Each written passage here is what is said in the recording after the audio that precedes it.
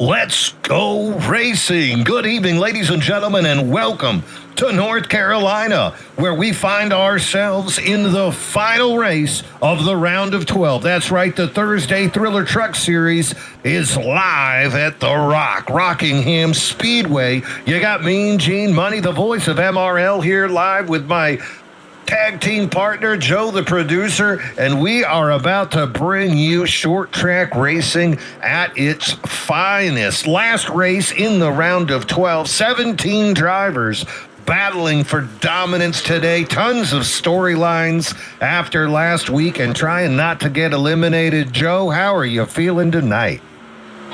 Man, you know, Rockingham's one of my favorite tracks out there on the schedule.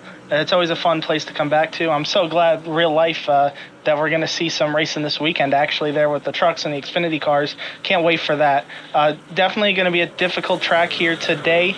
Ambient temperature is 79 degrees right now. That track temp, though, is really hot and Mean Gene. We're up at triple digits, up to about 114 degrees right now. So those tires, got to take care of them. Yeah, definitely a theme we're going to be looking at is tire wear, and we've seen that in the past where pit strategy and the ability to sustain a long run can help you gain position and maybe even a trip to victory lane here at Rockingham. But before we think about that, let's look back to just last week in the race number 2 in the round of 12, where the boys found themselves at Watkins Glen. Now, Watkins Glen, a road course, a little bit different. The pressure is on those guys to turn the wheel left and right. But what we saw was an interesting tale, Joe, because Alex Hillman came out, looked like he was going to be the dominant force, led 24 laps, and then we took a stage break. We got the caution. They restart, and the boy wrecks the field.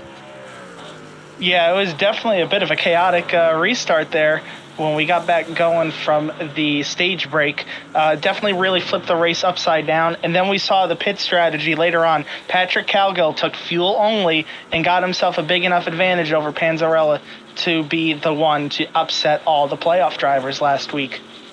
Yeah, interesting strategy that we saw there. Remember, Patrick Cowgill is part of Team DDI, and so Zach Panzarella, the captain of the team, the owner as well, behind him, and they are going into the pits together. All of DDI agrees, let's take 4 tires. Cowgill comes out, just takes fuel, and then Panzarella went radioactive. Here's Zach right here live on the radio. What son guys? Yeah, so that was a little in-car, and we saw Cowgill take the dub. They did talk about it. DDI back on friendly terms again, but boy, that made for a good time. I'll tell you what, who didn't have a good time. How about Joe Volpis? Lap number 1, spins the car, finally manages to get the thing back on the right track, and then gets caught up in that Alex Hillman spinneroonie, ends up having to park his truck. Didn't hurt him too bad in the points, though, moving forward. So last week, we ended up seeing Cowgill take the win, Zach Panzarella second, Kyle Lynott third, and that brings us up into our playoff situation as we currently see it. As you can see there, David Owens top of the points, got to be feeling good. Now remember, folks, it is a win and you're in situation. So Owens feeling good, Panzarella, he's looking good on points. Geyer, Volpis, Novella. And then here's where it gets a little bit spicy when we go down there. Steve Lewis, he is the cutoff line right now in that 8th place. But look how close it is just above him. AJ Benesh right there behind him, 1 point down. Steve Fugate, 6 down. David Brenner, 9 down. Above him, Kyle Lynott with a 12-point lead over that cutoff line. Has to feel pretty good. But, Joe, it really is those bottom 4 guys we're eyeballing right now, wouldn't you say? So Zach Engel, unfortunately, he is not here this evening, so he will not be someone that will be able to show up to really upset anything. Since he's not here to do it, Zach, of course, had a win earlier in the season. You know, he's got very good speed usually at short tracks. Would have been interesting to see what he could have done if he showed up for the race tonight, if he could have maybe done a win and in, since he was so far back points-wise. But for the rest of them, I know you mentioned Kyle. You might be feeling pretty safe being 12 points above that cut line, but I mean, it's not just Zach Engel who, if he showed up, would be in a must-win situation. But if David Brenner or if Steve or if AJ win tonight, then that moves everybody up. That would move everybody down, and it would move them up above him. So then Kyle would go from being 7th to being on the cut line, racing the rest of those guys. So usually when he's kind of like he's in that no man's land where it's kind of like, I feel pretty okay about my points if I have a good race, which is another big thing. Got to make sure you don't get involved in anything. But if somebody new wins, then it could really, really change everything. Yeah, I think there's other reasons, though, why Kyle Lynott might feel a little bit better than that 7th place position would give away. And I would say it's probably the success he had at Xfinity earlier this year, right, Joe? Oh, yeah. So earlier this season, he's actually the most recent driver to win at Rockingham and Moonlight Racing League, winning the Xfinity race just earlier this season. Pretty much on some good pit strategy at the end of the race. He was able to take 2 tires and hold off the field on a late restart. So good job on Kyle. He's got a couple wins over there. We'll see if maybe he can get it done tonight. Still looking for that first win of the season in the Truck Series. That's one of the guys that I'm looking out for tonight, Mean Gene. And there's a couple others as well. Week?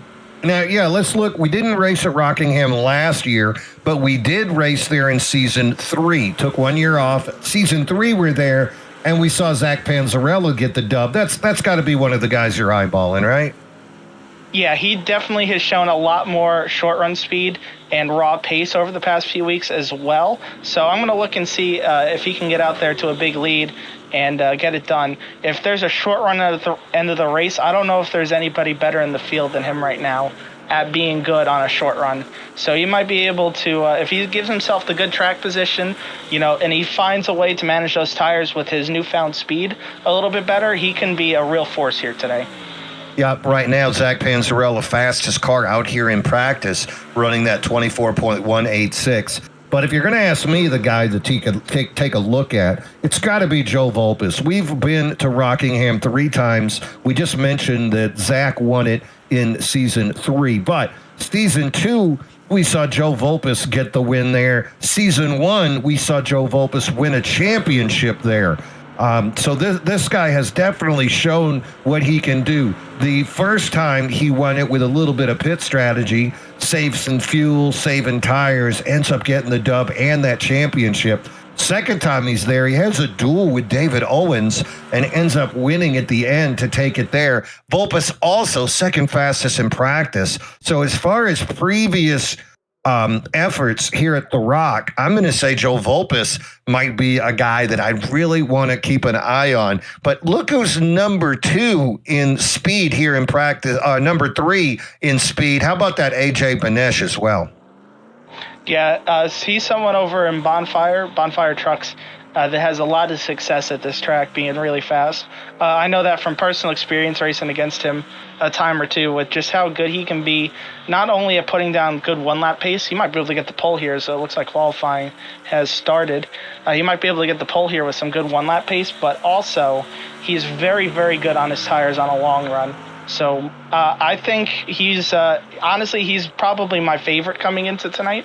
If I was to have to pick between the 4 of them, I would say he's the one that's going to pull it off. So does that mean you're expecting some green flag racing here today? Looking back at the past races, we have had a lot of long green flag runs in all of the races here. Last time we were here, we did have a few cautions towards the end of the race, but mostly green flag running. This track's usually, I know how difficult it is, and so do you, Mean Gene, but it usually promotes very, very good long run racing, very good green flag runs. Yeah, and I would imagine after the episode last week at Watkins Glen, we're probably going to see some guys wanting to get down to some serious racing and want to see some green flag racing as well here on the short track in North Carolina. Couple of qualifying efforts going up right now. Look at Panzarella. He is 100th of a second off of what Eric Thornton did, but Panzarella going to lay down one more lap and boom, 24 8:05. That is quicker than he laid it down in practice, too. So this guy's just getting faster and faster. I think you're right about that short track speed. But, we did see him run that Wednesday Xfinity race a couple weeks ago, and those tires just seem to fade. I think if we see those long green flag runs like you're talking about, that's not going to play into the hands of that number 12 truck of Panzarella. Yeah, we'll see if he's able to keep the tires on it. It's definitely going to be interesting to see, especially because if you remember just a few weeks ago at Phoenix, where he was so good on the short runs, but the tires fell off and everybody came back towards him when we got 20, 30 laps into the run. This is really a track where that couldn't be any more evident, to where you got to be very, very careful of wearing the tires off too soon, because if you do, then you're going to be in some serious trouble if this race goes green. We can get about 40 to 45 laps on a tank of fuel. So, if you're really wearing your stuff out in the first 20 laps or so, then that second half of the run is going to be a real problem. Ooh, not what you want to see, especially you start plowing up that track, inside lane, most likely the place to be to make those passes once tires start to wear out. There we go. We're looking at Matt Novella out there, the number 56 truck.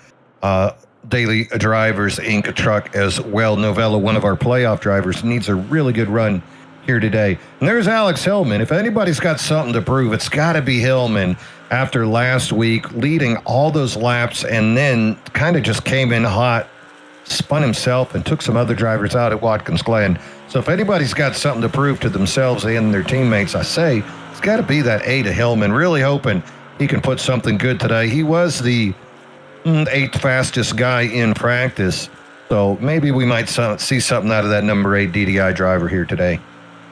So it's little note here for you, Mean. You might want to check your glasses prescription there. But the 8 car is actually Jonathan Casabir out here on the track right now. The 08 is Alex Hillman. He's in the gray DDI car. I know it gets a little confusing sometimes. All these DDI drivers driving very similar car numbers. It could be very, very, very hard to separate them. The only thing I got was the name, right? Because I said 8 DDI and playoff driver. So the only thing I got wrong was the name. Speaking of playoff drivers, a quick note here that's pretty interesting. I'm going to pull it back up here while we're finishing up qualifying, actually, is that in this playoff grid, what we're looking at, look at the teams associated there, Mean Gene, of the drivers that are left. So 11 drivers showed up. You got 2 drivers that are pretty much free agents in Steve Lewis and AJ Benish. But the rest of those drivers are either main team DDI or Gulf Coast Racing drivers or adjacent drivers to those teams. So a lot of Gulf Coast alliance teams going on there. You got Gulf Coast and Race High, and then of course you have the DDI 40 Forever and the Vortex team as well. So we could see DDI and Gulf Coast associated teams lock out all 8 spots.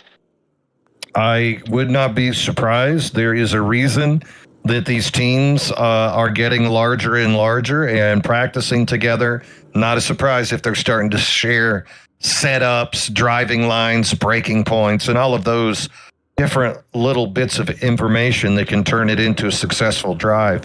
But you know what? Regardless of how much info you get from your friends, you still got to do it yourself in the end. You're the guy on the brake and the gas and turning left. Here we go. Let's look at these qualifying results. Gonna get that pole position. It is Zach Panzarella, the number 12 truck captain and owner of the DDI team. Up on that front row with him, we're going to see AJ Benesh. AJ in that number 5. He is a privateer, and he is also on that cutoff line chasing Steve Lewis. Good start to the day for AJ. Needs to keep moving if he wants to make it into the second round. Going to continue the playoff driver. Here's Joseph Volpis in that number 13. Going to start on the inside of the second row in third. Fourth place, Eric Thornton, the number 6 Redline Motorsports driver. Fifth place, Patrick Cowgill in the 31 DDI truck. David Owens going to start outside that third row in that number 11 Gulf Coast Racing truck. Seventh place belongs to Jonathan K. Sabir in the 8 MC Motorsports, but really DDI truck. Number 8, regular 08. There you go. In 8. That's too many 8s, Joe. Alex Hillman in the 08 DDI driver. Number 9, Kyle Lynette, now listed Gulf Coast Racing. And number 10 is Steve Fugay at the number 94 truck. That's your top 5 rows. Starting in row 6, you got Matt Novella, DDI driver. He's looking to make his way into the next round of the playoffs. Needs a good run here tonight. Another guy that I would keep my eye on trying to get his first win of the season. David Brenner going to start outside him. Hope he can get a good run here tonight and get his way into the next round. Starting behind them, Steve Lewis on the cut line in 13th place. He's going to have some work cut out for him. And Dalton Geyer, another playoff driver, starting outside him in 14th. On row number 8, you're going to see Trevor Woodward starting on the inside, and you're not going to see Richard Swingle because he's race control. And then rounding out the field, you'll see Jared Kelly and Tommy Fox for the end of your field. 2 more Fords to add to the end of the field. So we'll see. None of those guys back there put down any lap times, so we'll see what they can do here tonight, Mean Gene. How about Jared Kelly showing up for just his second race here in the Thursday Thriller Truck Series? Going to be interesting to see what this driver can do. So dominant over in the Bonfire League on Sunday mornings in the next gen car. Going to be curious to see what he can do here, especially starting from the back when he's known for that initial raw speed. Zach Panzarella up front, next to him AJ Benesh. Can't wait to see these guys go live. Joe Volpus and Eric Thornton directly behind them. Remember, playoff position is on the line as we see them about to go green here at Rockingham. And away we go. It's gonna be Panzarella in the lead early on that inside lane. AJ Benesh is going to try to chase him down. Going to keep it high the whole time. Behind them, side by side, Volpus with Eric Thornton. 2-truck lead now for Panzarella, showing that initial raw speed. Benesh just cut down to the bottom. Starting to go single file here, 6-7 cars deep. And it's going to be Zach Panzarella leading that first lap. Yeah, you see he got a really good restart there to start the race. Looks like AJ might be trying to pressure him a little bit on the inside. So we're going to see a couple different lines here run. We're going to see which one prevails for saving tires. Will it be the inside or will it be the outside? Tires are such a crucial part to how this race runs out here, as you get a nice blimp view of what's going on around the track. See Eric Thornton, he's going to start trying pushing on the outside. I think AJ's running that bottom to try and save some tires there, Mean Gene. Yeah, definitely going to see these fellas trying to do different strategies early on in this race, but the biggest strategy is maintain position. Track position is going to be paramount for these guys. You do not want to fade too far backwards. And also, I don't think you want to let Panzarella get too far up in the front. Early on, I don't think it'll kill you. Maybe we'll see a caution. But, if you give Panzarella too big of a lead, even when the rubber wears off those tires, it's going to be able to slowly maintain that decreasing lead. In that back, though, you can see that number 6 of Thornton now does take that second place away from Benesh, and behind him, Volpus still looking on. But early on, lap 5 here at Rockingham, Panzarella with a definite advantage.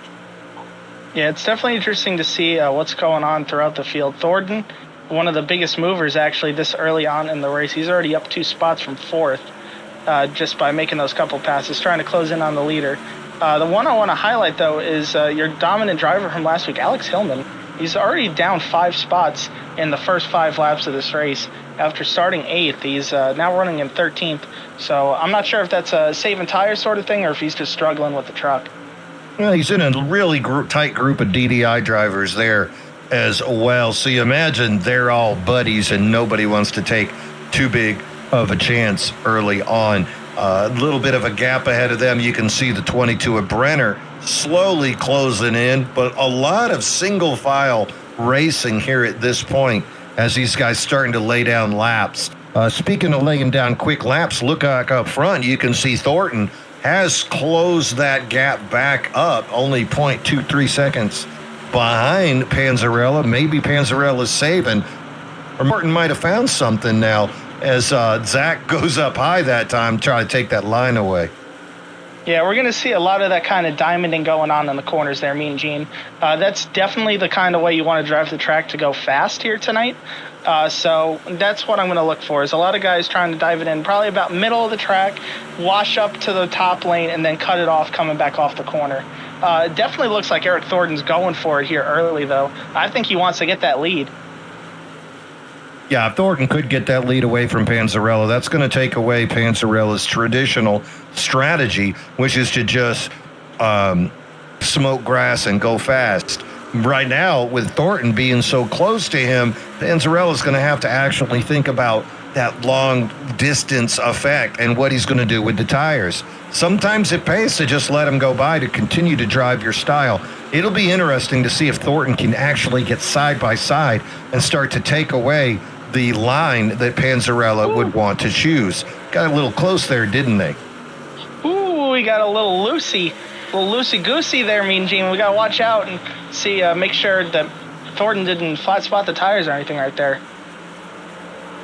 Meanwhile, a little bit of activity in the back. You can see Trevor Woodward and Jared Kelly having a little bit of a good time back there. Remember, Trevor Woodward, he's the only driver that took a truck upside down and then brought it back down on the tires and drove away.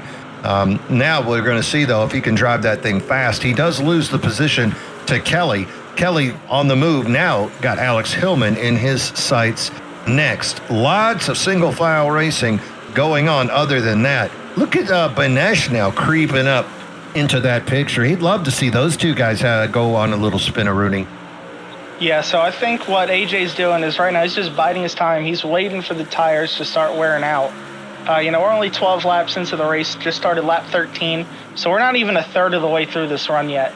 I think he's waiting probably until about the 20-lap mark to really turn it up and battle these two in front of him. Because you can see Eric Thornton and Zach, they're pushing it really hard, just trying to lead these laps because clean air is just so paramount at this kind of a track.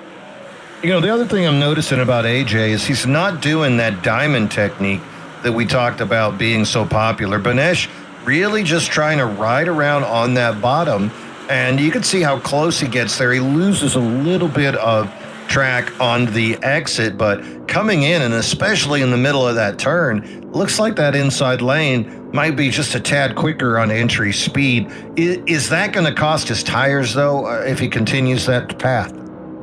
Yeah, so let's ride on board with him for a lap and let's see how hard he's really pushing it. So you can see he's really sounds like he's really waiting on that throttle, taking it easy. Actually, he's gonna get a good run. Thornton's gonna get a little loose as we go on board here with AJ. So we're gonna see if he's gonna push it down at this end of the track. Get side by side, goes under too. So the main thing I'm looking at there, though, is as AJ looks like he's going to complete that pass, watching on board here with AJ is how much wheel input he's putting in. So you can see he's not putting a lot of wheel input in, really, for running the bottom. And then if we go up to Panzarella and see what kind of wheel input he's putting in here, let's see what he's doing. Looks like he's turning a little bit more, so he's definitely working that right front a little bit harder than AJ, even though he's running the high line. So I think AJ might have a bit of an advantage here as this run goes on. You can see how much Zach has to work the wheel to get that high line to work. Yeah, Banesh just cannot get that pass completed, though. Thornton masterfully riding that wall and just has that exit speed, it seems like, every time. Right here, side by side. And then as they come out, you can see Thornton with just a little more exit speed to maintain position. But Banesh is not going away. Kudos to Banesh for riding such a classy race here, choosing not to use the door. Ouch! Oh, the 6!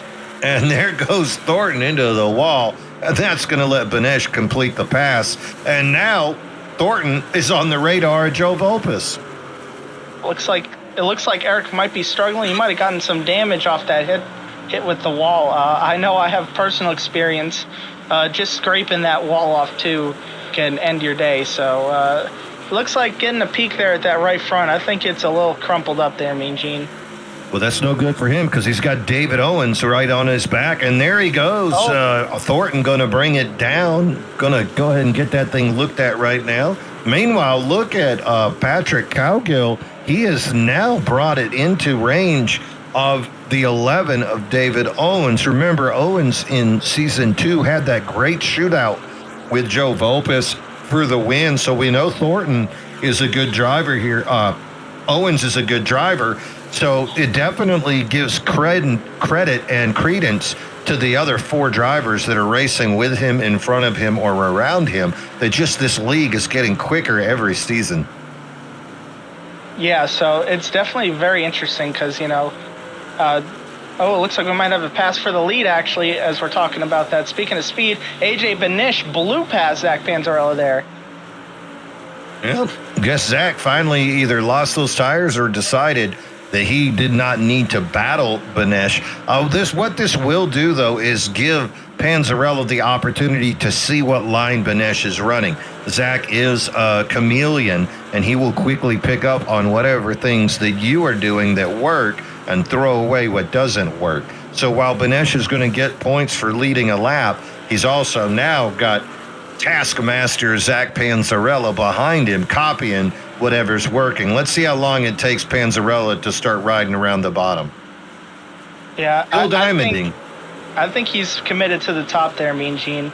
So a couple of quick things to note. So Eric Thornton came down. He took 4 tires and fuel there while fixing up his car. The big thing to note here is that the stage break tonight is at the end of lap 50. So he pitted there on lap 20. So he pretty much split this right down the middle with that strategy. We'll see some guys, you only get 3 additional tire sets, and only being able to go 40 to 45 laps on fuel, plus how the tire wear is here. These guys probably will not put on a set of tires before the stage break. So Eric Thornton here is going to be pretty much probably way ahead of everybody else after everyone pits. Hey, go ahead and bring it over to Alex Hillman right now. He's in a hot mess of trucks.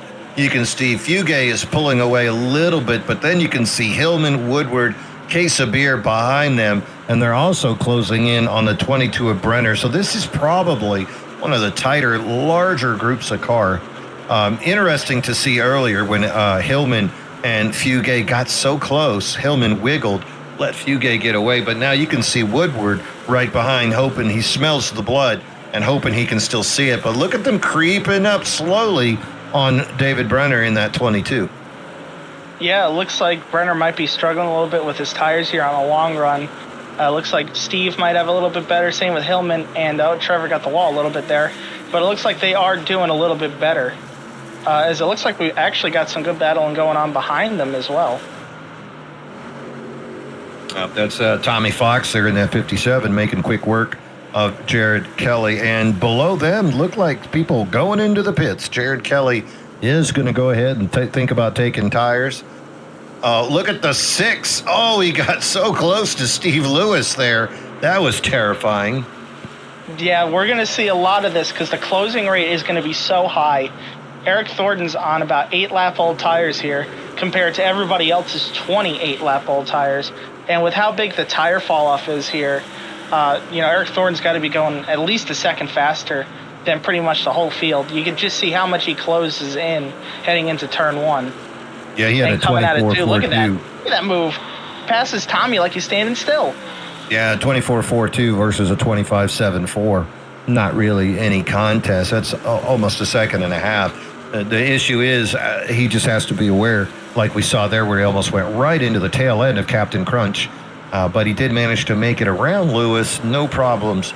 Thornton now taking advantage of that short pit. If this thing stays green, you would imagine Thornton will have a slight lead, but then you have to wonder just how long those tires will be good for. As you said, we're going to 50 right now. We're on lap 29, so still 22 laps remaining. He is going to have to ride around on those things for 30 laps. That could be precarious. Well, the thing that I would note, though, is with only the 3 additional tire sets, now Eric Thornton's down to 2 already. Yeah, everybody else, he's making these slices and dices here. The thing that everybody else is going to be saying is we don't want to waste a set of tires this early in the race. We would prefer to have that set if there's a caution later in the race. Because if we're on 30, 40 lap old tires with a restart with 10 to go, then, we're going to get run over pretty much. So we don't want that to happen. And Eric Thornton's opening himself up to that kind of a possibility by taking this set so early. Yeah, Eric Thornton, also not a playoff driver, so he might be looking to win a stage here, but it's not going to help him in the long run. Also, as I'm looking at this is Thornton's first race on the Thursday Night Truck Series this season. It might be. Eric Thornton, is usually a regular on Wednesday nights. He had a win earlier this season at Chicago Street Course over there, and he has some starts as well on Mondays, as it looks like Kyle Lynott just came down pit road. Yep, about that time for Kyle coming down. Remember, he did win. Kyle Lynott won Wednesday just a few weeks ago. Here comes another guy. Looks like Patrick Cowgill calling out on the radio that it's time for the 31 to get him some pits. Sure enough, you can see the 31 now bringing it down ahead of his DDI teammates. Meanwhile, down there, Lynott, I think he's okay. No speeding.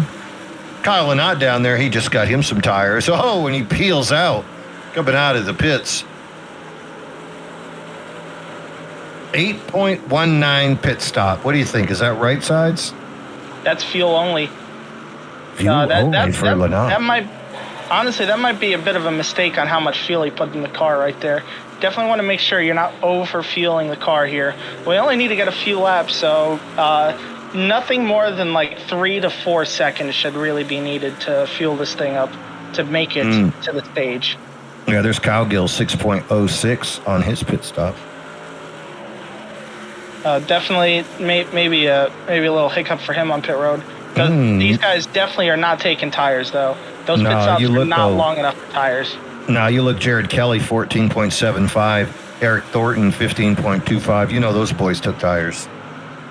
Yeah, those guys have definitely taken tires, which is very interesting to note that Jared Kelly as well took tires because, he's in the same boat pretty much as Eric Thornton. Doesn't have a lot of starts, not in the playoffs, but put tires on. So I don't know if this is a pit trying to get track position or what the play is here, because we'll see how it plays out, how much time they really gain compared to everybody taking fuel only. We saw him do that on a Monday night, though. Jared Kelly only running a few races. He came out on a Monday, led laps early, pitted early, led laps early, and then parked it, called it a day. So who knows? It might be a testing session for the 55. Never can tell with the crafty veteran Jared Kelly. Yeah, so it's definitely going to be interesting to see where Eric Thornton comes out compared to everybody else. So looking at my intervals right now, Eric Thornton is 9.5 seconds in front of Cowgill, and that gap is growing.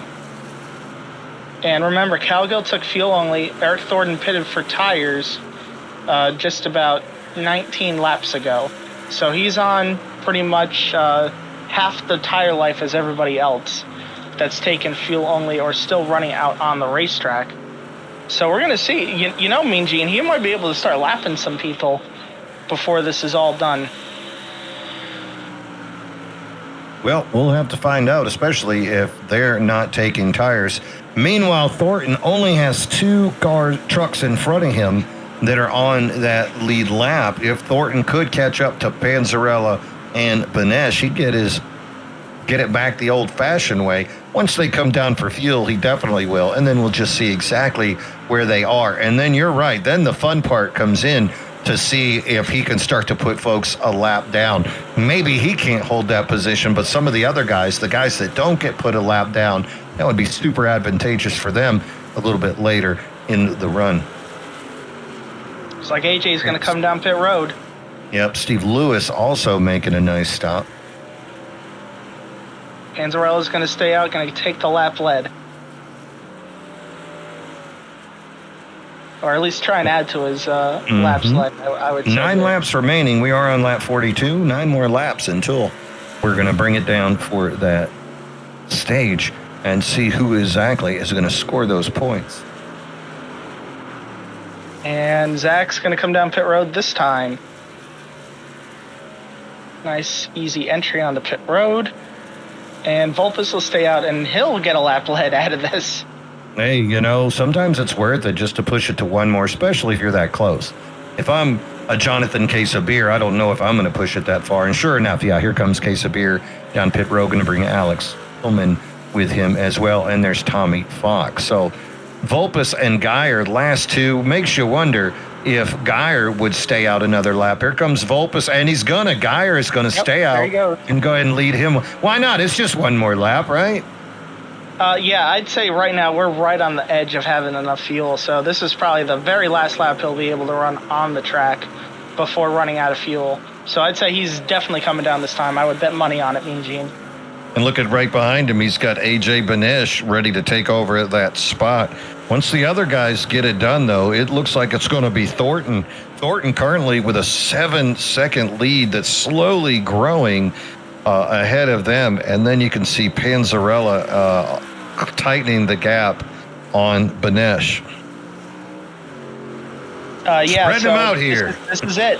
This is exactly what I would be afraid of if I'm at the tail end of the field. So let's see where everybody comes out time-wise. Looks like Thornton's about to take the lead.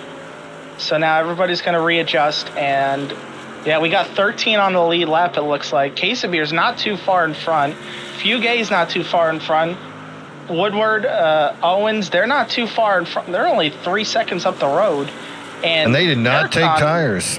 None of these guys took tires. Eric is on really a lot fresher tires, so he's going to go a lot faster than them. It's only 5 laps until the stage break, but, I'd be afraid, playoff drivers in trouble already. Steve Lewis, a lap down. Brenner's 2 laps down. He sped on pit road. You see Casabier, he's about to maybe fall a lap down. He's under threat. Steve Fugay is under threat to fall a lap down. All those guys are really trying to fight their way to make it into the next round, so falling a lap down this early in the race would be detrimental for them. Well, Lewis is going to have to put the pedal to the metal. He did take 4 tires. He just turned a 25-second lap. So he is a half a second faster each lap, but with only 5 more laps to go, you figure that's only going to let him make up a couple of more seconds. Not enough, really, to get back on that lead lap. We'll see who's going to be that lucky dog. Now, they are going to have the caution, though, at that 50, yes? Yeah, so we got 3 laps then, 2.5 now until the caution. Looks like Steve might go a lap down here, and then Casabier's right in front of him. So this is going to be very interesting to see who gets the lucky dog. Steve's not going to go down without a fight, though. He's going to fight this one to the end here. 2 to go now on the stage. Yep, going to make that pass. You can see as Thornton puts Steve Fugate down a lap, and now he is looking at Jonathan Casabier. And the only person pulling for Jonathan Casabier harder than his crew chief has got to be Steve Fugate, saying, please hold him off so I'm the lucky dog, pal. Yep, it looks like he's going to try and maybe throw a bit of contact. Oh, contact. 8 car. Oh, did he hit the inside wall? Looks like he did. I think he clipped it. That is unfortunate for him. That we are on lap 50. I do not see a caution. Thornton bringing it around. He's on the back stretch now. So remember, the caution will come out when 10th crosses the line. Steve Fugate's got to be happy because now that makes him in position for that lucky dog coming out of 4, and there you go. Eric Thornton going to complete it, and he is going to be your stage winner. Congratulations to the 6 of Eric Thornton. Not going to do him any good as far as playoff points go, but has to be happy getting that first. A.J. Benesh second, Zach Panzarella third, Jared Kelly moves up 13 spots, holds on for 4th, Joe Volpus 5th, Matt Novella 6th, Dalton Geyer 7, Patrick Cowgill's going to finish this thing in 8th. Kyle Lynott going to get a 9th in the stage. And number 10 in the stage going to be David Owens. Now, this is where the fun begins of looking at who took tires and who did not. Yep, so Jared Kelly, Eric Thornton both threw tires on their trucks there. So we're going to see if they bring themselves down to only 1 set for the last 70 laps of this race, or if they're going to try and stretch out the tires they took. I don't think that's really going to be an option for either of them. They've been out there for too long, in my opinion, to not throw on another set of tires here. Well, meanwhile, staying out on the track, Steve Lewis, because he did take 4. Fugay is now zipping around as the lucky dog, but looks like Steve Lewis and is going to stay out there trying to get his lap back based on a wave around. That's a good decision, I'd say, for him.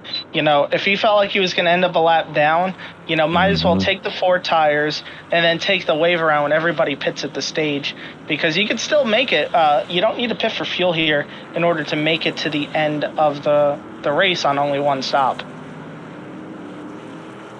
Wow. So looking at these lap time, pit times, looks like everybody is going to go ahead and take 4. So only Lewis will be on old tires, but he'll be in the back, so that will not be an issue. Let's see what Steve Fugay does. I would say Steve's going to take tires here, being the lucky dog as well. That is a terrible camera angle. Let's see if we can get something better. Wow, that's even worse. Yeah, man, Mean Gene, you think the Fox production crew was running this broadcast with the camera angles that were going? No, if they did, it would be side by side looking at the front left rim. That's a very, very good point. Yeah, we could always throw in all these breaks from commercials from these sponsors that will end up throwing a weird commercial in there that makes the race 1/4 of the screen. And we would wait until there's a wreck and pull away right at that moment, or a three wide here at Rockingham. So we're lined back up. Looks like all the trucks deciding to go ahead and take tires. 13 drivers on the lead lap now. That is back to the 94 of Steve Fugay. Up front, Eric Thornton's on that front row with AJ Benesh. Benesh, playoff driver, chasing Steve Lewis for that last spot. And away we go.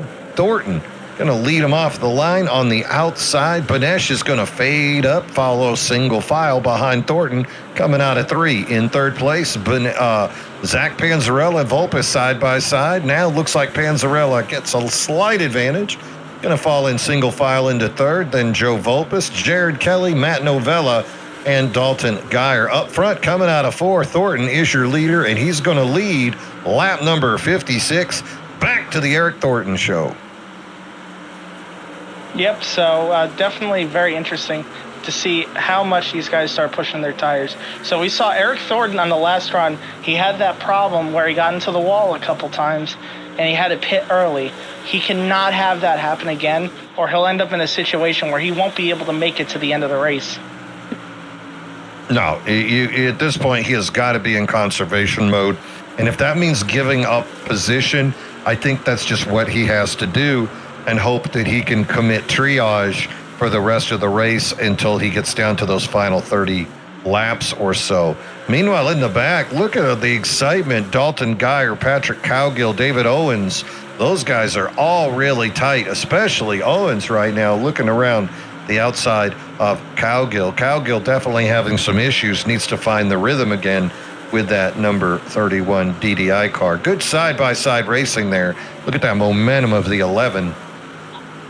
Yeah, not only did Cowgill lose spots there, David Owens did as well. Both of them, they were running inside the top 5 for most of that first run of the race, and now they're running in 9th and 10th. So they're definitely going to try and work their way back to the front and get around some of these guys in front of them. We'll see if they're able to do anything here. You got to think something happened with that gap. Yeah, I think something happened with them with their strategy. I think maybe they put too much fuel on the trucks, or just had a bad pit stop to come into the stage end there. That dropped them a few spots, or they may have lost it on pit road there under caution as well. They're definitely going to have to try and fight their way back into it, though, because Eric Thornton and AJ Benesh and Panzarella and Volpes, they're laying down some really good lap times at the front right now. Yeah, look at that 24 threes across the board as those guys trying to make their way through here. But Thornton really just looking dominant. Needs to watch out how he does those tires. AJ Benesh, we talked about that post-race, his ability to sustain the long run.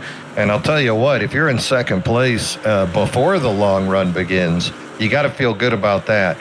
Zach Panzarella, third, got Joe Volpus right up his tailpipe. Zach, known for his short pace speed, wonder if he's just content here to cruise around and save tires. If that guy starts looking at tire temperatures, he's going to be awful hard to beat later in the race. 36. Oh, no. The 36, that is Dalton Geyer. He was running with his DDI teammates, not what you want to see.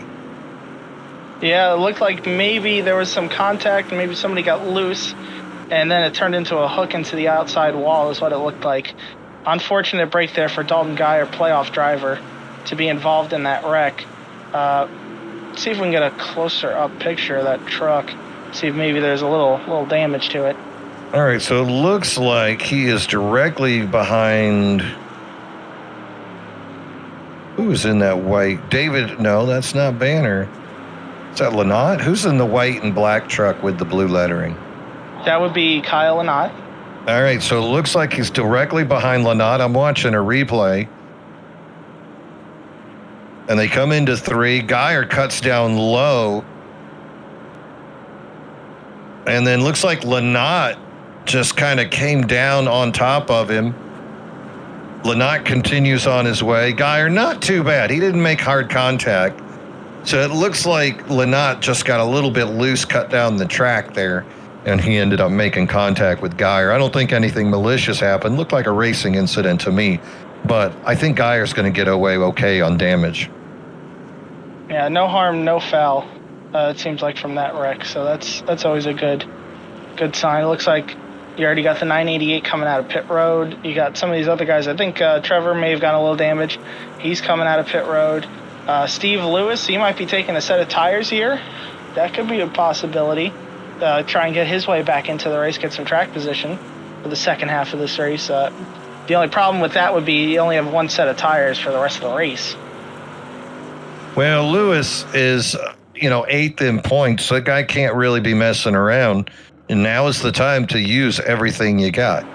If you hold back and then you miss out, you would be sad. So Lewis making that choice. If he does take the tires there, though, gosh, Joe, we're only on lap 63 going to 128. That's 66 more laps. Oh.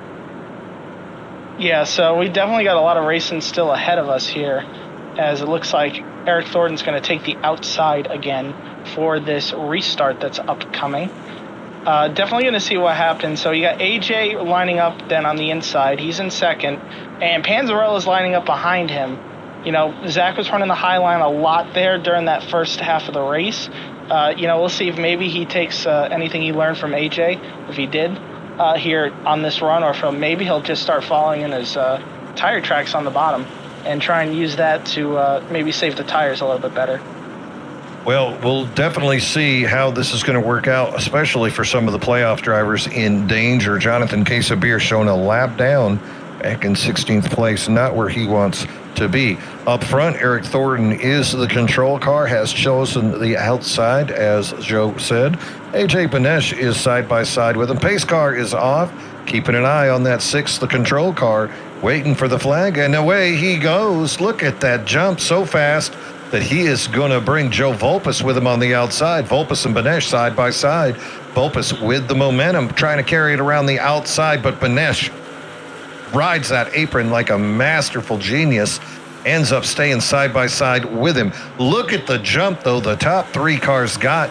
Then it's a gap back to Panzarella, and then Matty Novella now shown in 5th, and there is the chaos. Look at Jared Kelly side by side with Cowgill, David Owens. Lynott looking around the outside, tests to see if the wall is real. Yes, my friend, it is real, and the racing continues. Yeah, it looks like some guys are definitely going to try and get some track position here as soon as possible. David Owens definitely taking a little bit of advantage, and Jared Kelly as well, trying to go forward here. Cowgill, he's up to 6th. He did a good job on that restart to gain some spots as well. And you see that Matt Novella in front of him. It looks like he's got the bottom hooking up pretty well. Worked his way into the top 5 now. And, now Cowgill's looking to go under him, though. Look at that. Oh, looks like it's going to get interesting. Got a lot of side-by-side action here, Mean Gene, from 5th on back. Yeah, those are teammates right there having a good time with each other. Novella looks over and says, "Hey, did you take tires this time? You liar." as the DDI guys race side by side. Ooh, they get tight right there as the 31 is going to hold on, and Novella uses that momentum, finally gets through and holds on to that position. David Owens behind him, Jared Kelly, and then Geyer and Lynott. We just saw those two guys get together, and here they are again having a good time in that same position too. Geyer was underneath Lynott. You know the wheel rope with the wall is real, Kyle. Don't go back up there. Let's look at them though, still side by side after they had that incident just earlier. Yeah, and this just goes to show the fortitude of these drivers, as well as how much they trust each other, as it looks like Dalton Geyer just had a massive blink out. That was a long blink. Oh, and Lynott, he still doesn't believe that wall is real. Oh, yeah, he's getting really close with it. It looks like just about every time there in 1 and 2. Maybe he's trying to see how many Rockingham stripes he can get here today. I think he might. Oh, we got a problem. David Owens. No, do not tell me we're back to mechanical problems. This looks like a wheel death. That's what it looks like to me. It looks like the wheel has disconnected. God bless. Oh, wait, hold on. We might be getting going. Okay. Oh no, he's just getting he's trying to get off the track to not cause a caution here and get it fixed, is what it looks like. So this is a tough break for David Owens. We'll see if maybe iRacing or if the MRL officials will decide to throw a caution for that or not. And it looks like the caution is out. Looks like iRacing and the MRL officials have decided to throw a caution there, just for the safety of everyone in case something happened off turn 4 to crash into an unsuspecting David Owens trying to fix his wheel. Well, and you can't have a stopped car right at the entrance of pit road down below the apron. He was coming out of 4, and so he's right there at basically pit road. I mean, here, Banesh right there going into the pits would have struck the car of Owens had he tried to do that. You could imagine being full speed coming down there. MRL officials, I don't think they had much of a choice for safety and to avoid getting cussed at by whoever smashed into the car. So Thornton's staying out, and he might as well, because remember, he did take those early tires. Jared Kelly took early tires, so he is well staying out. Here goes Trevor Woodward. He is going to stay out as well. And looks like Jonathan K. Sabir is going to be your lucky dog. So he can't be too unhappy about Owens' woes. The Wowens of Owens. Lap. Yeah, definitely got him back on the lead lap there. So I'd be happy if I was him. Nice caution to get back on the lead lap. Yep. He's going to roll it right on down. So the Wowens of Owens continues with the mechanical failure. So it looks like we're going to go green with 45 laps left, because this is a scheduled 120-lap race. Remember, like I said, 45 is like right on the edge of the pit window. I got 128. Going 128. Yeah, so that might be a bit of a little bit of a glitch here. A little stretch. That should say a 0. Looks like AJ is going to come down and top off to make sure he has enough for 45. We saw the longest, I think, run we saw there was not Calgill. It was Dalton that went 44. So if these guys want to make it, they're going to have to save a little bit of fuel. All right, so let's look back at the guys that have tires and haven't done crazy things. Joe Volpis running in 4th, Zach Vanzarella running in 5th, Cowgill 6th, Novella 7. So those 4 guys right now, in my book, are the ones that are going to have flags on them. In front, Thornton and Kelly, remember, they took the early second set of tires, so you got to wonder just how far they can go. And then Trevor Woodward skipping a cycle as well, just taking fuel to get up into his position. But you got to wonder, Thornton and Kelly right now, they've run a few laps on these tires. Yeah, so that's going to be the big disadvantage to them. Is honestly, I'm surprised they didn't come take fuel. As we're coming into the restart zone, we're about to go racing again. Here we go. And away goes Thornton. He's going to be on that high line. He's got a good jump. Kelly behind him. But look at Volpis already sneaking into the picture. Trevor Woodward falling back to 4th, 5th now. Patrick Cowgill as well moving forward on that outside lane around Jared Kelly. Kelly slams the door on Kyle Lynott. stopping his progress and that progress of Zach Panzarella. Woodward stuck on the inside, gets passed by Lynott. Up front, Thornton continues to lead by about 10 truck lengths, but Vulpes closing the gap relatively quickly. Cowgill behind Vulpes, using that inside lane to get within a truck length of him. Thornton gonna bring it around. He looks like he is the man to beat, but how long are those tires gonna last? Yeah, I think his reprieve here in the lead with those tires is about to end here, just about any second, to be honest with you. I mean, Gene, you can just see how much faster these guys are on their new tires. The thing I'm going to notice here that we want to be on the lookout for is the fuel. So, like I said, we're like right on that fuel window. It looks like Vulpes is going to make the move here on Thornton with those fresher tires for the lead, maybe. Oh, no, maybe not yet. Looks like he's trying to set it up, but we'll see if some of these guys are going to try and save a little bit of fuel to make sure they can make it to the end, or if they're going to try and run flat out and add another pit stop. Now look at Cowgill right behind Vulpes. How much does that affect your mentality as a driver trying to make a pass when you know you got a guy right behind you ready to scoop in? I mean, it's can be a little. You got to be sure, right? You got to be sure. Yeah, I think, usually my mindset is if I'm underneath somebody, I'm more worried about the person I'm underneath than what's going on behind me. Because I should have faith that the guy behind me doesn't run me over. I want to make sure I don't run over the guy that I'm passing, pretty much is my mindset with that.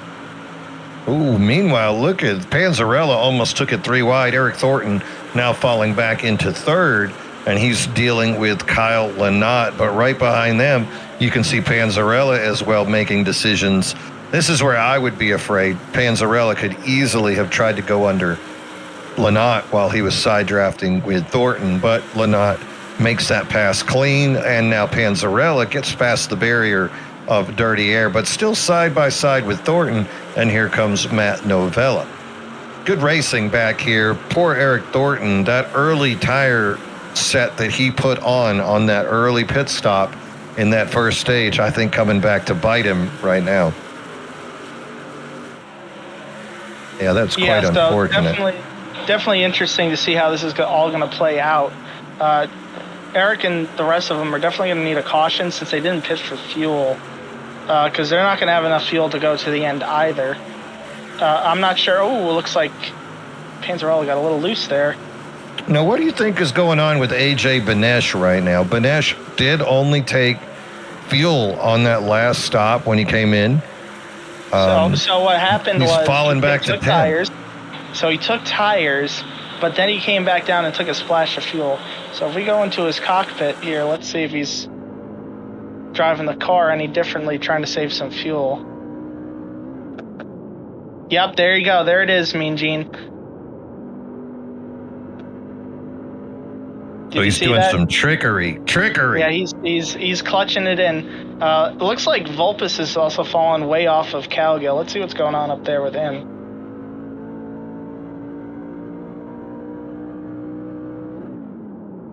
Same thing's going on up here. Oh yeah, you can see them RPMs ghost. See if anybody else threw the field. Let's see. Is Cowgill saving? He's leading the race. It looks like he's going all out there, Mean Gene. I think he's... Oh, yeah, he's on the radio. Look at me, Mom. I'm in the lead again. I'm going to win. I think he's going to go and try and add an extra pit stop to this thing. I don't think he thinks these guys can make it. Looks like Vulpes, though, you see him. He's clutching it a lot around this track. It looks like he's trying to make it. Let's see. Is Panzarella who's in behind? Third? So what Panzarella behind him is doing.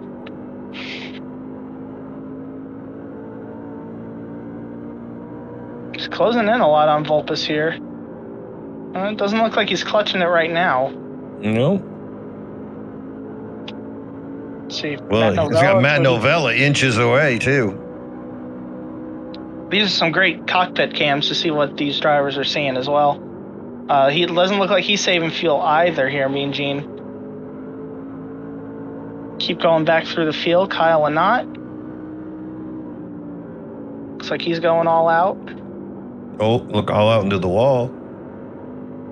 See what Dalton's doing.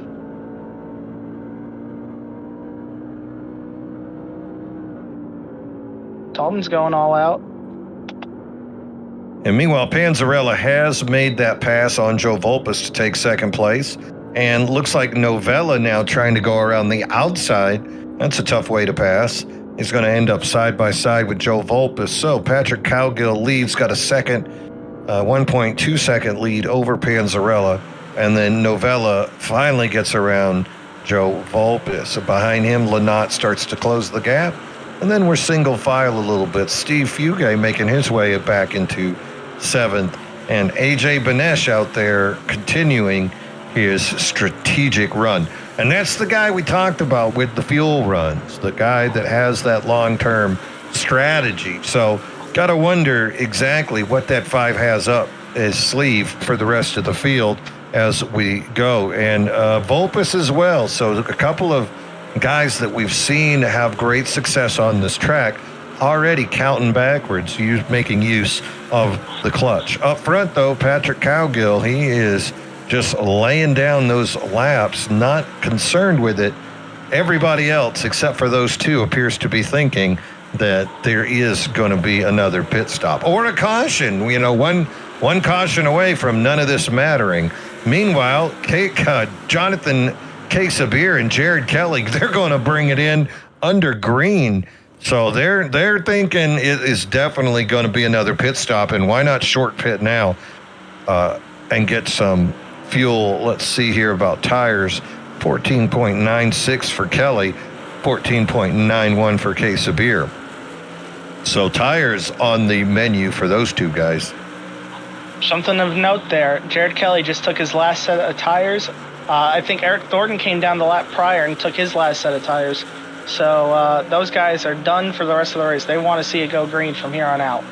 Meanwhile, the rest of the field would love to see that caution come out, except for perhaps Benesh and Volpus, who have already started their long-term strategy of clutching it. Yeah, clutch and coast is definitely something you can do around this track. The first time that I ended up winning here in season 1, when I won the championship, the big thing of note there was that last run to the end, that second half of the race, there was a lot going on. Saving tires, trying to drive away from the field, and saving enough fuel to make it to the end of the race as well. So, there was a lot of strategy that really went into being able to pretty much dominate the second half of that race. And we'll see I don't know if it's going to work here today for Volpus. We'll see if he's able to make it work for himself. AJ taking a little bit extra fuel, and I know how great of a fuel saver he is and how good he is on the long run. That might be your guy to beat here if he's got enough fuel. Well, meanwhile, Jared Kelly, who came out of the pits, is now starting to eat people alive. Just got by Novella as he's trying to move forward even more. But I got him he's 2 laps down on some of these guys, right? Yeah, he went 2 laps down pitting there. You do lose a lot of time pitting, so I think that's why he pitted so early, was he wanted to give himself enough time to make up this gap that he lost from pitting again. Same with Eric Thornton. They pitted so soon because they wanted to make sure they can make up the time at the end of the race and try and make something out of it. Make something out of nothing. That's a really big thing, especially in these kind of races where, fuel's a problem. Yeah, it is tough to make chicken salad out of chicken droppings, but that is what they are trying here today. Other drivers of note that are a lap down, David Owens currently being shown a lap down as well, all the way back to Woodward, trying to close it on him and get that lap back. Other playoff drivers holding on for dear life. How about Steve Lewis, currently in 10th? Needs to move up, though, as it is Benesh that he is fighting against. Benesh in 8th. That should secure Lewis if he can hold position the rest of the way. Here we go. It's leader pitting time. Here comes Cowgill. 29 laps going to be remaining in the race after Cowgill comes back out, but it is time for him to to get 4 have a good ones and some fresh fuel. Up front, Panzarella now takes the lead. Matt Novello behind him, Joe Volpis in third. Dalton Geyer and Steve Fugay, after a slight gap, will be running in the 5th place. Kyle Lynott, AJ Banesh. Ooh, look at Geyer riding the wall a little bit there. That's not the way to get around the track. But that is what he is choosing to do right there, as you see the number 36 truck. Good day for him, though, up 10 spots into the 4th place position. Wondering, though, where some of these other guys are going to be once the rotations come around. Specifically, I want to see where Cowgill is after the other guys pit, if they have to pit, right? Yeah, so the thing I'm watching right now is some interval gaps. So Volpis is about 2 seconds behind Panzarella, but then only 4.5 seconds back is AJ. So there's a 2.5 second difference right now between Volpis and AJ, which right now those two guys are definitely saving a lot of fuel. So we're going to try and Novella coming down. Yeah, they're not gonna. They're committed. Let's see if maybe Zach is committed to a different strategy, or if he's still on the all-out one. Let's go on board with him again here.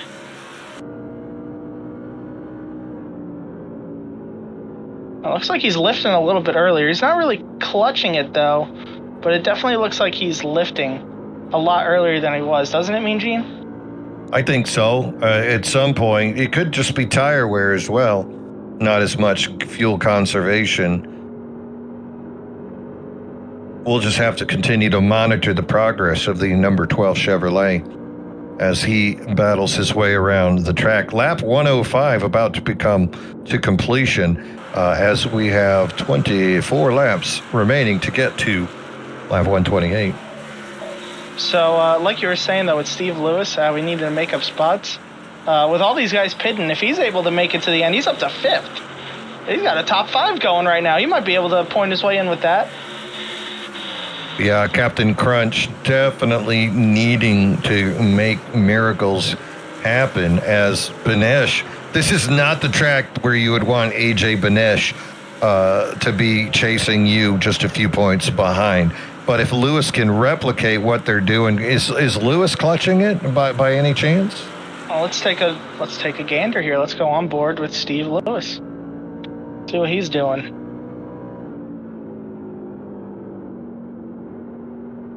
Okay, looks like not down there. He might be lifting a little. It's possible. Let's see. He let Novella by. Novella just came out of the pits. You can see his RPMs are going a lot lower than the leaders were, so he might be just letting it coast a lot more through the corners to try and save fuel that way. That is another way to try and save some fuel. Yeah, those tires are 36 laps old. Let's see, Zach Panzarella. Let's see, has he changed up his strategy here, any? I don't know. All right, looks like he's driving pretty deep into 3 there. Let's see what he does down the front stretch.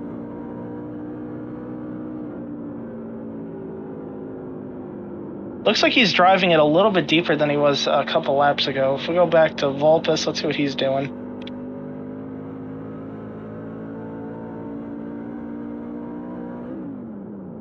He's still clutching. That's funny because they're turning the same lap times as well. The last 3 laps have been almost identical for the leader, Zach Panzarella, and the second place car of Joe Volpis. Behind them, Dalton Geyer and Banesh, 0.2 of a second faster than the 2 leaders that they are currently chasing. And you can see just how tight it is here from this in-car, as you can see Banesh trying to sneak by Geyer, and then the lapped truck directly in front of them. Yeah, I think AJ might be good on fuel here. He saved a pretty fair amount, I think. There, I'm fibbing. That's Volpis. This is for position. This is 2nd, 3rd, and 4th. Boy, this is tight. I think AJ's done a better job at saving fuel and tires than these guys. Zach, I think he's trying to make it. He's going to be pretty close. Joe's trying to make it. He's going to be close. And it looks like AJ is in the same boat, but it looks like he's doing better than the rest of them. Well, we knew AJ had it in him We've seen him do that long run speed, especially over the Tuesday night truck series with the Bonfire Race League. So he does make that move on Vulpes, finally does get around him. Benesh also turned the fastest lap of those three guys that last time, so no surprise to see him move up. Geyer now getting passed by Thornton and Cowgill as they are trying to make up some laps. Thornton only has 3 more trucks to get back on the lead lap the old-fashioned way. Thornton running 6, even though he's a lap down. 5th place still continues to be Steve Lewis. Lewis is pretty far behind the trucks in front of him. Gene, at turn 3. Well, Cowgill, he wiggles. Oh, into the wall. Let's see if that's going to bring out. No, it's a caution. And well, all that lap counting is out the window now. Everybody's going to come get fuel. Anybody got a spare set of tires? So it looks like, so I'm getting the countdown here on pit road. Panzarella has tires. AJ Vanish has tires. Vulpes has tires. Steve Lewis has tires. The only truck out of the 5 on the lead lap that does not have a set left is Dalton Geyer. He is, he's going to be on his lonesome here. Eric Thornton's going to get the lucky dog out of all this as well. So he'll be the benefactor. So we'll have at least 6 on the lead lap. I'm hearing Dalton doesn't have any tires, though, so I don't think he's going to pit here, Mean Gene. He's going to trap a lot of these guys a lap down. That would be a dirty move, especially considering Cowgill, Novella are teammates of his that they would love to see him go down and give them the opportunity maybe to stay out. So here comes Panzarella. Dalton is going to stay out. Let's see what Lewis is going to do. Yep, Lewis is going to bring it down. Yep, and there goes Thornton, zipping around like the lucky dog. Leaves Cowgill behind, who's going to be sad. Actually, Cowgill is between the pace car and the new leader, Dalton Geyer, so he will be the only one to get a wave around. Novella on back, they're all trapped. Owie. That's got to hurt. Yeah, we're going to see. It looks like they're all going to take 4 tires here, Mean Gene. I mean, there's only 5 trucks shown on the lead lap. Thornton's going to restart 6th at the tail end of the field, so these guys are obviously going to all put 4 on. Ooh, Benesh and Zach Panzarella almost made contact.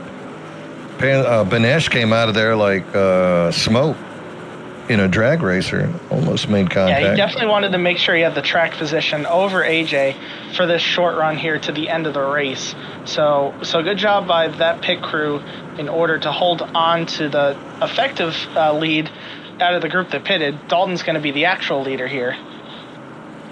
And here comes the rest of the best coming down, getting them a top off or tires if they have them. There's David Owens, Jared Kelly, Kyle Lynott, all making use of pit road. Up top, though, Dalton Geyer going to be shown as your leader, did not pit on that last lap. And those tires, actually, looks like Zach now moving up into it. Yeah, Zach's going to, so Dalton took the inside here. He's going to be your leader. Zach's going to start alongside him in second. You got AJ Benesh and Joe Vulpes starting on the second row. Steve Lewis will end up starting in 5th. Those are your 5 trucks on the lead lap. The next group of trucks will be all the lapped cars that did not pit. Then it'll be the lapped cars that did pit.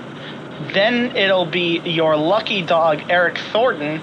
And rounding out the last part of the lineup will be the only wave around that got around that time, which was Cowgill there. Well, Cowgill got to be pretty excited to be part of this, even though he's in the back. 7th place, last car on the lead lap. Then Geyer, can he hold on? The pace car off. And Geyer, he spins, gets sideways into Panzarella, goes down on the apron. Other trucks are going by. He can't be happy. Look at him still riding that apron. Meanwhile, up front, Zach Panzarella off to a good lead. Joe Vulpes trying to make chase. There's Benesh and looks like the lap car of Matt Novella. Couple lap cars. There's Hillman. There's Sabir. And then finally we get back to the 4th position of Steve Lewis, even though he's the 7th truck in the line. Meanwhile, up front, 0.3 second lead for Zach Panzarella over Joe Volpus and AJ Benesh. So there's 3 of the 4 guys we said we wanted to keep an eye Steve on. Lewis. Steve No, Lewis. don't say it ain't so. Louis, no. Oh, and that is going to bring out a caution again. Golly. Oh, and look, parts of that truck are coming off. I think the captain has crunched his last engine. All right, I'm going to take a look at this. I'm watching a replay of it myself. Lewis just comes out of the turn, gets on it a little bit too soon, gets loose, and spins himself, comes down. Oh, heavy front end contact into the interior wall. That is terrible for Lewis, as he is going to have to bring it into the pit and make some evaluations. Yeah, I think that's a fast repair evaluation. Pretty cut and dry, I think, on this one, Mean Gene. It looks like Louis is not going to come in this time because the pace car would have lapped him if he came down. So he's going to have to limp this thing around a second time as Matt Novella gets a lucky dog. He looks like he's playing the video game Spy Hunter. He's got enough smoke coming out the back of that thing. Poor Lewis, not the way he wanted to have his day go. Yeah, I don't think all that smoke coming out of the back of it is from Marlboro Lights there, Mean Gene. I don't think Louis smokes, but, well, that's where he finds himself. Well, you never know with how much smoke's coming out of that thing. Maybe he's lighting one up in there, too. Oh, that is truly unfortunate for Lewis. Was in 4th, now being shown way back in 13th. I think your scoring's a little off there, Mean Gene. He's an 8. Oh, my bad. You and those number 8s tonight, I swear. I fast forwarded ahead of you. I went and saw the replay. Shame. Mean Gene getting too excited for the end of this race. I watched the replay, and then I was trying to fast forward, and I think I went a little too far, but I'm back with you now. Yep, there he is, 8th place. All right, so Zach Panzarella in the lead, lap 122. About to come to completion, which is going to leave us with just 6 more laps. I don't think we're in a green-white checker situation, but we're sneaking up on it. This is our first green-white checker, so we do have a bit of a scoring miscalculation here. So we are now in what we call overtime there, Mean Gene. What's going on? Why does it say 7 to go? I'm lost. I'm confused. I don't know what's going on. Maybe... Does it on iRacing too. Fox is running everything here. I don't know what to tell you. Oh, Clint. We got Clint Boyer locked outside right now. All right, there goes the pace car. Keeping an eye on Panzarella. He's chosen the outside. He's got Volpus with him, and away he goes, the 12. With a great start. So fast, he's going to bring Thornton with him. Thornton now going to get by Volpus. They are side by side. You can see Benesh on the outside of Thornton, cuts down low. Volpus takes off away from those 2 guys. It's a huge wreck. Geyer into Kelly. Novella slides along the wall to get away. Looks like we're going to have our second green-white checker restart on the cuff. This is how Zach Panzarella won 2 seasons ago. He was better on the restarts, and we're falling into that same pattern of seeing that raw speed of Panzarella on the short run. Benesh now has moved up as well. Panzarella will have Volpus and Benesh chasing him. Thornton behind them, but remember, Thornton is on those older tires, so he's not going to have that speed. Cowgill behind him, also older tires. This should be fascinating. We got a problem here. The 5 truck's coming down pit road. What are you doing, AJ? What are you doing? I'm hearing the 5 truck did not get fuel there the last time they came down pit road. He does not have enough for this green-white checkered. He needs to fuel up. Oh, he clicked the wrong clicker. This is a really tough break. I think AJ had a really, really good long speed all day. He was in position there to maybe make something happen here on this green, white checkered. But I think this is pretty much going to put the nail in the coffin for his chances of winning. Quite unfortunate, as Banesh now will have to see where he comes out in that mess. Also, Novella and Dalton Geyer currently in the pit. Those trucks all on the lead lap. 9 trucks on the lead lap right now. Geyer soon to come out. There he comes. He will be toward the back. Up front, it is Zach Panzarella. Going to have Joe Vulpes next to him. Behind them, Thornton and Cowgill, both on weak tires. So this question is, can Vulpes make it happen on the ever-fast Zach Panzarella as we get ready for another restart? They are lining up on the grid. Looks like Panzarella has chosen the outside, and I think that's going to fall into his strategy of raw speed to get the momentum on that outside. Lights are off on the pace car as they bring it into turn 2. Everybody else gridding up behind them. You can see Banesh, Thornton. Cowgill, Thornton. Banesh only fell back to 5th. Not bad. There's Steve Lewis still in the mix. Steve got that thing rolling again. Currently being shown in 6th position. I was worried for the captain, but there he is. Just a quick fast repair to get his way back going. So the thing I'm going to watch here, that last restart, Vulpes on the inside, had a bit of wheel spin, and Zach got away very, very well. If Joe wants any chance of getting him here on this green, white checkered, he's going to need to keep pace with him and not have that wheel. Meanwhile, David Brenner gets a EOL, pretty much going to end his championship run here, as he is one of the cars facing elimination. Steve Fugay also a lap down. Oof, that's a tough day. Here we go. Zach Panzarella on the outside. Great start. Vulpes with a slow start, but he's got Thornton trying to give him a push. Banesh going to deep under Cowgill. Gets past him easily. Banesh, now he's under Thornton. He's going to get past him easily. He's right back in it.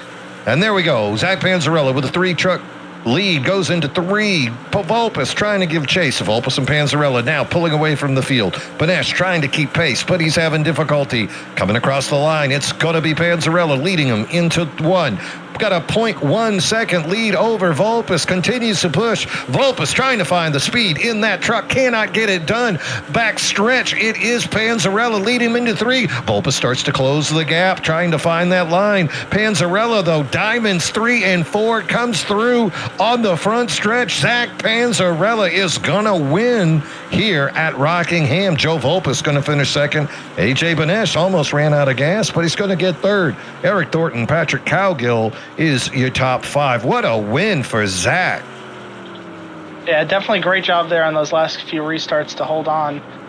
Joe just couldn't get anything going there. AJ, great recovery. 6th to 3rd there in the last restart.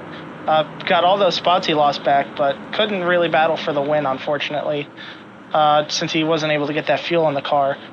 So definitely a tough break for him, but we'll definitely have to see if that was enough to get him through to the next round. And look at this math for sure. Steve Lewis, who had that lead over Banesh. Lewis finishes 8th. Banesh finishes 3rd. I'm going to have to take my shoes off to do this calculations.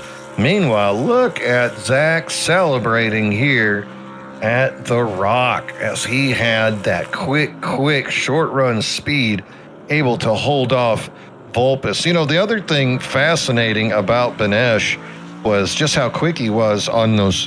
He had the older tires too, did he not? No, he pitted for freshies with the rest of them. Oh, on 115 when they did? Yeah, his main problem was there was no fuel left in there. Well, and look at that. Taking the Polish victory lap there. Yep, definitely going to be a big celebration for him. Yeah, you can. And of course, in memory of Alan Kowicki, former Cup champion. Wow, what a day right there for him. In fact, I'll tell you what, it looks like we got Mr. Panzarella on the radio. Let's see if we can give him a little ring-a-ding-ding. Hey, Zach, can you hear us, buddy? Yes, sir. Mean Gene and Joe up in the booth. Well, another win for the 12. You did it in Season 3 with the ability to dominate the restarts, and here we are, Season 5. Same picture. How's it feel? Oh my God, amazing! I love that track. That place is so much fun. And you kind of always know who you're gonna have to battle for the wins there. You know, Volpus is gonna be a problem. But Nesh was a welcome challenge. He was a lot of fun to race out there. And yeah, it was an amazing race. That one was a movie, looking like it was gonna be a fuel strategy one up until about what, like six to go, and then a bunch of really nerve wracking restarts, having to race one of the best in the business. Well, watching that, it now seems to be your track as much as Joe's. We've been here four times now in the Thursday Thriller Truck Series, and you've won the last two. He won the first two, and yet y'all are both in racking up those podium finishes. So it's going to be interesting to see as this continues to evolve. But let's talk about the playoffs now. Joe, you got those playoff points, don't you, bud? Yeah, we can pull those up here for Yeah, you. let's just take a little peek. You know, David Owens was in the lead as we went into that picture, Zach, but on the power of this victory, I think things are going to change around a little bit. And sure enough, Zach Panzarella now being shown up at the top with a nice little advantage there as well. What is that? That is 16 points. You got to feel good about that. Oh wow. Yeah, definitely. Uh, Consistency has definitely paid off here. As frustrating as it's been to come in second place so many times this season, I don't think I've ever come in second place as many times as I have in one season as I have. But it's paid off in the points, and it's put me in a great situation to race for that championship. Getting to choose the track was super cool, and it would really be a shame to not get to race for it. So really want to, and that was a big thing today. You know, I knew I was pretty much locked in on points coming into today, so I really did not care about second place. I needed to win that race. I wanted the five playoff points that came with it. Put myself in as good of a situation as I possibly can be going to this last round, because I definitely don't like it as much as I like these tracks, and felt those first two slip away when I felt like I could have got them. So yeah, I'm super excited about this next round. I mean, I think there's a super speedway right in the middle of it, so it's going to be an unpredictable one. But it's high hopes and loving the championship track. So gosh, I hope I can get there. Yeah, you're exactly right. Daytona is smack dab in the middle of the round of eight. But next week, Auto Club, and that's kind of like your that could be considered your home track, right? Oh, if it wasn't a dirt lot now. But Mm. yeah, I do love that place. I won there last season in this league earlier in the year. But yeah, I absolutely like that. Love racing there. It's such a cool track, so unique. Such a shame it's not around anymore. And I think it's somewhere that I can potentially figure out the long run. Today I showed some little bit of long run, but following AJ, I mean, you said it perfectly, I mean, Gene, when he got by me, I was like, I got to figure out that bottom line. And I think I was able to. And when we were trying to save so much fuel there at the end, I think knowing that bottom line is what saved me. So I'm figuring out the long run little by little. And I was at Auto Club last night in a different league, and brought it home third place in an Xfinity car. So definitely a track I'm confident at. So yeah, I'm excited to be there, and just so stoked on this one, man. I was feeling cursed for a second. I'm not gonna lie to you guys. So stoked to get this one, and feels great. Ah, well, definitely felt great to watch you out there making your run as you powered around these tracks. Is there anybody you'd like to say hi to here tonight?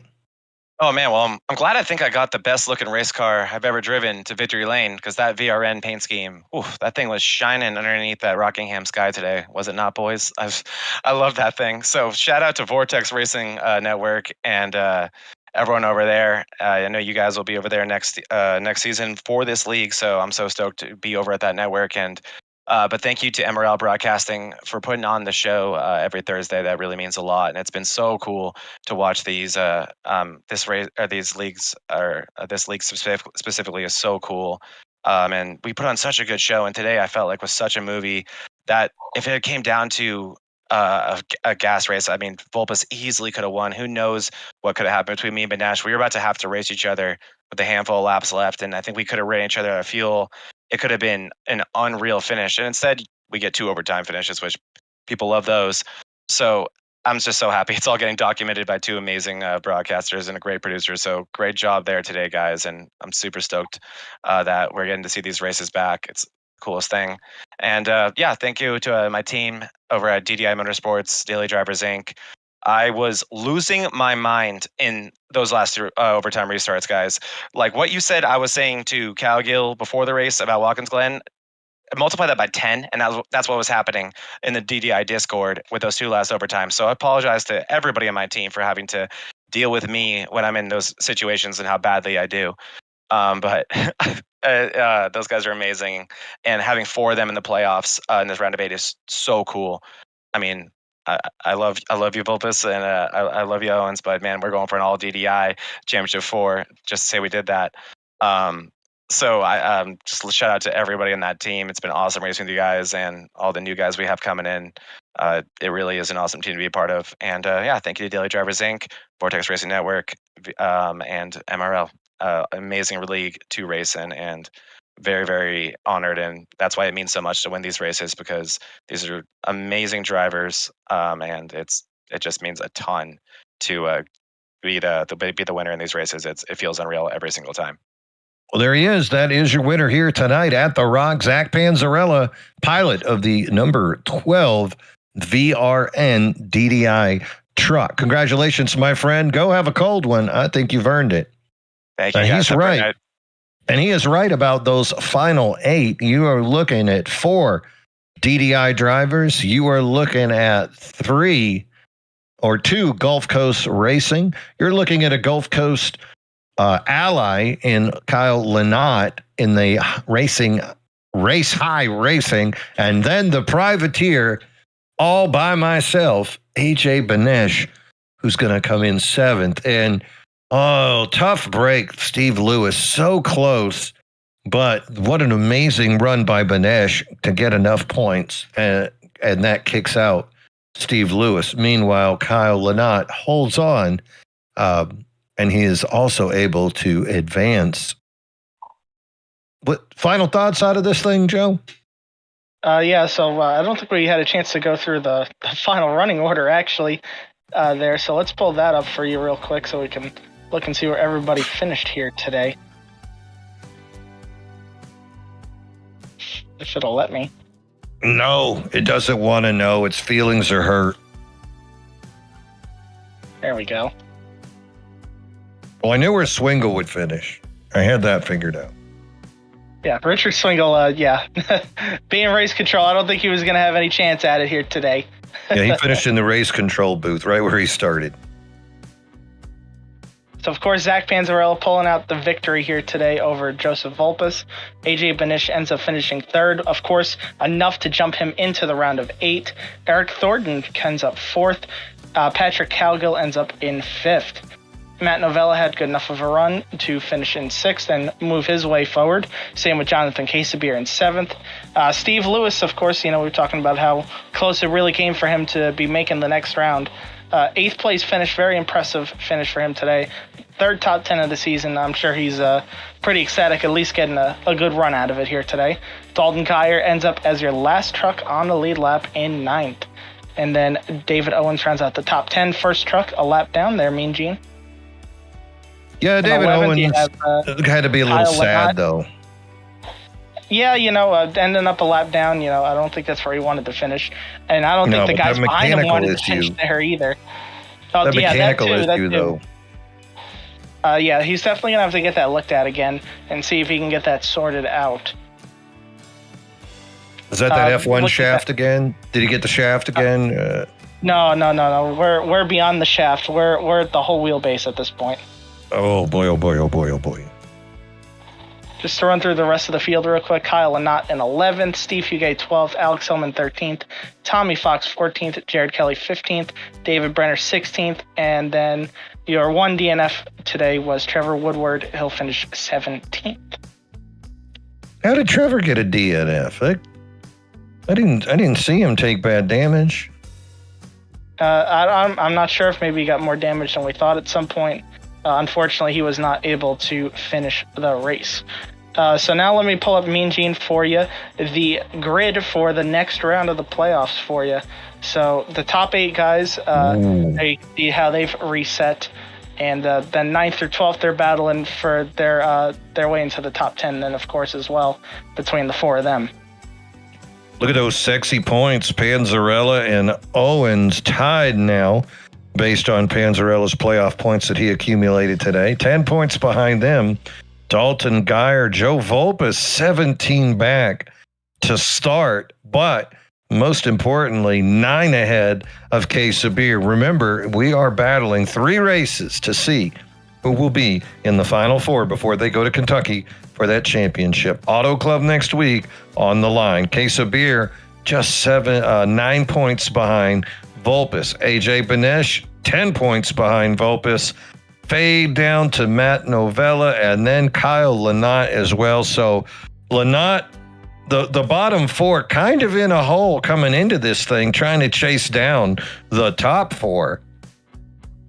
Yep, yeah, those playoff points those top 4 have earned throughout the season are definitely going to be an advantage here in this round. Unless one of those bottom 4 end up winning next week at Auto Club, or of course Daytona is such a wild card as well. Ooh. Yeah, that's something you just can't count out. Is any of those boys could make that happen? Benesh, he's got him a win this year. K Sabir has him a win this year. Novella and Lynott knocking on the door about as hard as you can without breaking the thing down. I mean, at this point in the season, Matt Novella's knocking on the door like he's a damn police. Yeah, he's definitely been shut out. It's been a very long dry spell for him here on Thursdays after that great run he had a couple seasons ago. Yeah, and he got a stage win as well. He's right there. Yeah, definitely somebody I'd be looking out for in this next round to work his way up into the top 4, make another championship 4 appearance, and compete for the title.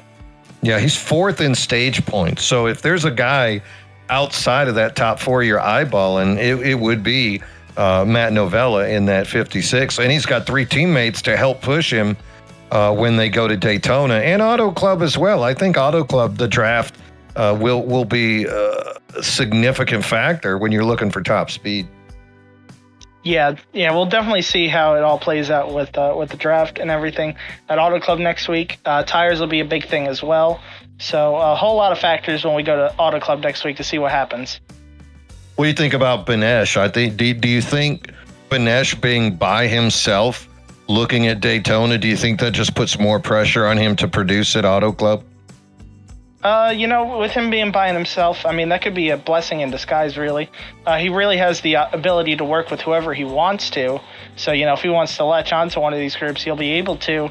But then he'll, not have the reprimand of not working with them at the end of the race. So, you might be in the best position, actually, when you think about it in that kind of sense. It could be, but push comes to shove, pun fully intending. I think at the end of that race, I'd rather have a teammate than a privateer. And I definitely would want to be on one of these bigger, faster teams, especially when you got guys out there like K Sabir and Geyer who are known for giving big pushes. Kyle Lynott also, that's a great guy for Gulf Coast Racing going into that last group. He'll be in Discord with them, and Kyle has been known to push and receive pushes pretty well. Yeah, it'll definitely be interesting to see what happens starting next week at Auto Club. Looking forward to coming back next week with you there, Mean Gene, and getting the next round of the playoffs underway, buddy. I can't wait to see it. The other thing we didn't mention, Novella leads in incident points as well, so he's ready to make it into the playoffs one way or another. Oh yeah. We'll see what happens with that. One last thing I want to shout out before we head off here tonight, Mean Gene, is of course good old Zach Panzarella brought it up when he was in the booth with us, how we're going to be moving over to Vortex Racing Networks, VRN next season. So be on the lookout for when we start swapping things around. Some cool stuff going on actually as well that I'd like to shout out that, me and Buddy and I know a few others of us have really been working on. Shout out to everybody that's a part of the Monday alternate stream that we've just started up this past week. We're working on it. We're trying to get it to be as great as it can be. I'm really excited for our next race when we head out there at Kentucky to see what we can do as a group and see just what kind of advancements we have. Those will be on the VRN network for the rest of this season before coming over here. Just a quick thing about with the, of course, we want everybody to move over to VRN. They have a new subscriber giveaway with a brand new QR code that I have up on the screen there for you for entering. You can see how to enter there, and the grand prize below for the winner of the subscriber giveaway, autographed Alex Bowman diecast is in there, autographed Terry Labonte trading card, Daniel Dye raced used sheet metal, that's a really cool one to have, custom iRacing paint scheme, KK Woodscapes gift card. Kevin Kyle, of course, does a great job with what he does with his woodscapes.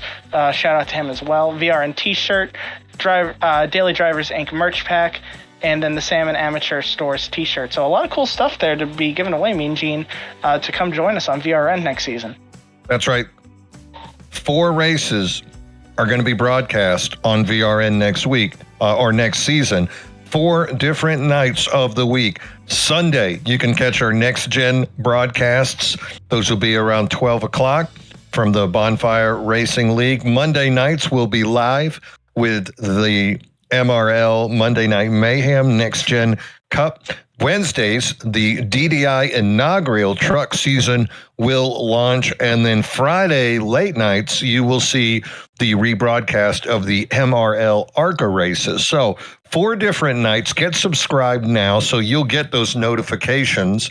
And the first 50 subscribers will be part of this giveaway. And as soon as this giveaway is done, guess what? We're going to do another giveaway for the next 50 subscribers once we get to 100. So lots of exciting things going on right now. Biggest thing, of course, get in now so that you will be part of 3 different leagues, all being broadcast on the one network. If you're a driver at home, reach out. You too can be part of any of these leagues from the beginner level all the way up to the more advanced levels. All of them have iRating caps to make sure you're in the right group with that competition that you want to see week in and week out. Also, Monday nights as well, you can join us for Inside the Mayhem, our post-race show, and get all the tea spilt about what the drivers might or might not be saying about each other after the race. And we'll have guest stars on there as well, so you too can ask drivers all those fun little questions. It's really a good time, Joe. Yeah, definitely a lot of cool stuff going on.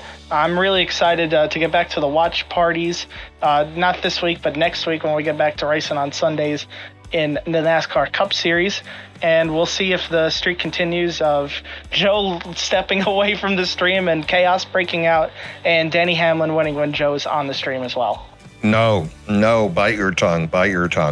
Well, that is going to wrap us up, though, from Rockingham. Been a pleasure. So glad all of you could join us here tonight. Next week, we're going to a track that doesn't exist again, so it might be gone in real life. But next week, MRL is going to make Auto Club great again. That's right. When we bring it back for the first race of 3 in the round of 8. And we'll see which driver, heck, we'll see which team gets the advantage, as it's pretty much DDI versus Gulf Coast Racing, with AJ Benesh picking who he's going to end up teaming up with.